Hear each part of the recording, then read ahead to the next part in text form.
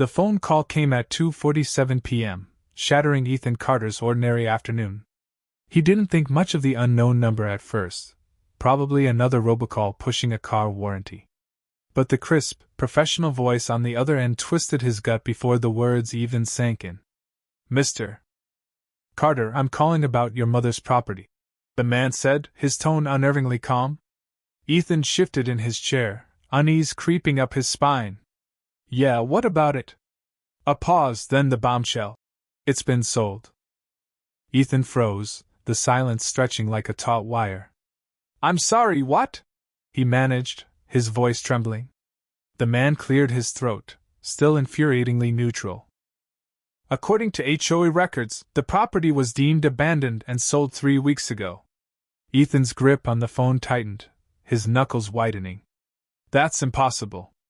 My mother's in the hospital." "She didn't sell anything." Another pause, then the kicker. The deed was signed by Victor Langston, the HOA president. Ethan's breath caught.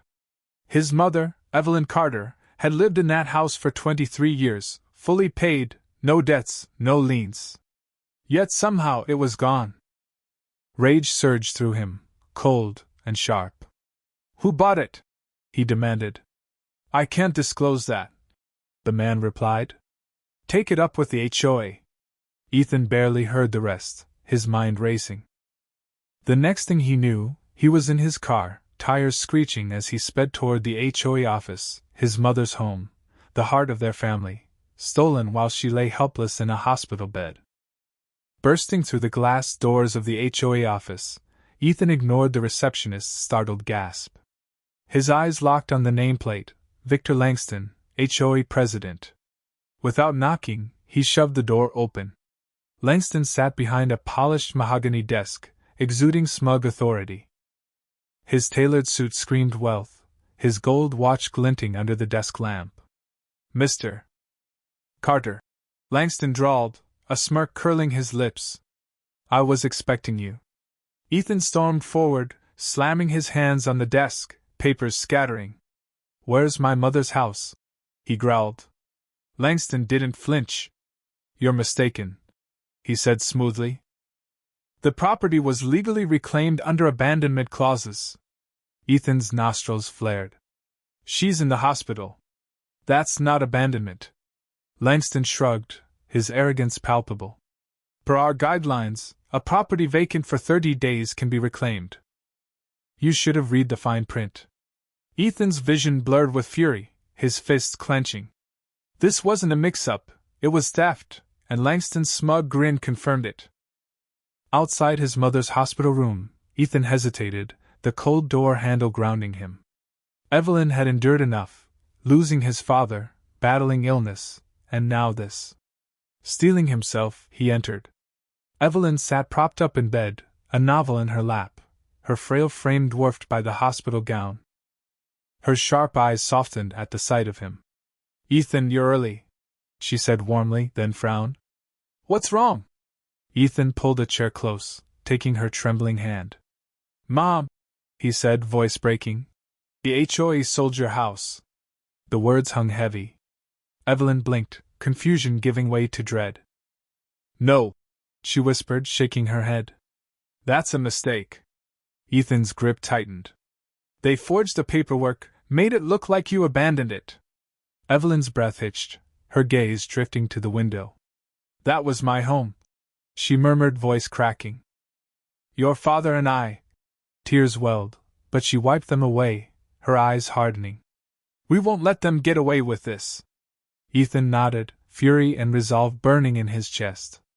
"Damn right we won't." Ethan wasn't one to back down. When something was wrong, he fixed it. And Victor Langston had crossed a line that demanded retribution. With no legal background, Ethan dove in headfirst, printing the HOA handbook, highlighting every bylaw, and scouring state property laws. For days he lived on coffee and adrenaline, legal documents strewn across his living room. HOAs were designed to be untouchable, their vague rules a shield for corruption. But Langston had gotten sloppy. After 3 sleepless nights, Ethan found the crack in Langston's armor. The abandonment paperwork claimed Evelyn had vacated her home for 3 months. Impossible, as her hospital records showed she'd been admitted just 5 weeks earlier. Langston had started the process before she fell ill. Then came the real bombshell. The buyer was an LLC, a shell company with no history. Digging deeper, Ethan traced it to none other than Victor Langston himself. The HOA president had stolen his mother's home and sold it to his own company. But it didn't stop there. Cross-checking past HOA foreclosures, Ethan uncovered a pattern: multiple homes, multiple abandonment filings, all sold to Langston's shell companies. This wasn't one crime, it was a criminal empire, quietly seizing properties and flipping them for profit. Ethan moved fast. He compiled the evidence: forged papers, hospital records, the fraudulent deed, and the LLC's ties to Langston. He sent it to the state attorney general, the housing authority, the county fraud division, and local news. For good measure, he hired Sarah Nolan, a lawyer known for dismantling corrupt HOAs. The lawsuit hit within days, and Langston's empire began to crumble. At first, he played the victim, flashing his trademark grin to the press. "A misunderstanding," he claimed. But investigators tore through his records, uncovering forged documents, hidden money transfers, and a web of fake buyers, all pointing to him. The climax came at an HOA meeting, Langston droning on about community standards to a room of homeowners. Ethan slipped into the back, his face a mask of calm. Then, 2 uniformed officers entered, their presence cutting through the monotony like a blade. Whispers rippled through the crowd. Langston faltered mid-sentence as an officer stepped forward. "Victor Langston, you're under arrest for fraud, forgery, and illegal property sales." The room went silent, then erupted. Langston blinked, his face paling. "This is ridiculous," he sputtered, but the second officer produced handcuffs. "Hands behind your back." Langston's eyes darted to the board, seeking allies, but even his loyalists looked horrified. Ethan leaned back, a grim smile tugging at his lips as the cuffs clicked shut. Langston's reign was over. The lawsuit dragged on, Langston throwing every desperate defense at the court. But the evidence, forged documents, money trails, shell companies, was ironclad. His empire was dismantled, stolen property seized, and Langston was sentenced to 18 years for fraud, money laundering, and forgery. Ethan watched the sentencing, feeling no pity as Langston was led away in shackles, a broken shadow of the man who'd once smirked behind his desk. The day Ethan brought his mother home was the sweetest victory.